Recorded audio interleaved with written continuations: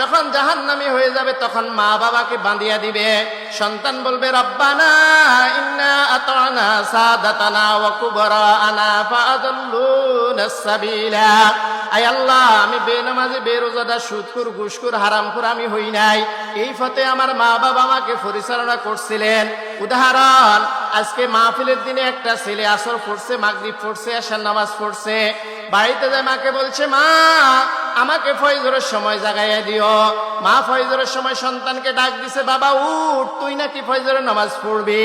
সন্তানের বাবা ডাক দিয়ে বলে খবরদার, আমার সন্তানের কাঁচা ঘুম ভাঙলে সন্তান অসুস্থ হয়ে যাবে। উদাহরণ, রমজানের আগ মুহূর্তে আপনাদের মসজিদের ইমাম সাহেব রোজার ফজিলত সম্পর্কে বয়ান করছেন।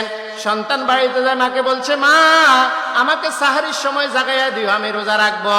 মহিলাদের দিলটা বড় নরম। মহিলা সাহারির সময় সন্তানকে ডাক দিছে, বাবা উঠ, তুই নাকি রোজা রাখবি, সাহারি খাবি। সন্তানের বাবা ডাক দেয়া বলে খবরদার, আমার সন্তান যদি রোজা রাখে সন্তানের আফেলওয়ালা শরীর নষ্ট হয়ে যাবে।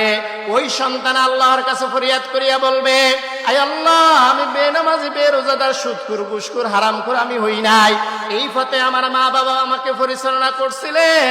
অতএব মদিনাতুল মাদ্রাসায় ভর্তি হয়ে কোরআন শিখতে না পারার কারণে, কোরআন অনুযায়ী না চলার কারণে যখন আমি জাহান্নামী হয়ে যাব, আমার মা বাবা কোথায়, তাদেরকে নিয়ে আস। তাদের কাঁধের উপর ফাঁদি মুসাড়ে আমি জাহান্নামের মধ্যে যাব। এই কথা কিন্তু কোনো মোল্লা মৌলবীর কিচ্ছা কাহিনী না। আল্লাহ পাক রব্বুল আলামিন নিজেই ফরমান, নাজআলহুমা তাহতা আকদামিনা লিয়াকুনা মিনাল আসফালিন। সন্তান যখন মা বাবার কাঁধের উপর পা দিয়া মুসাড়িয়া জাহান্নামের মধ্যে যাবে, ফেরেশতাদের ধাক্কার ছোঁড়ে তার মা বাবাও জাহান্নামের মধ্যে চলিয়া যাবে। সবাই বলেন নাউযুবিল্লাহ।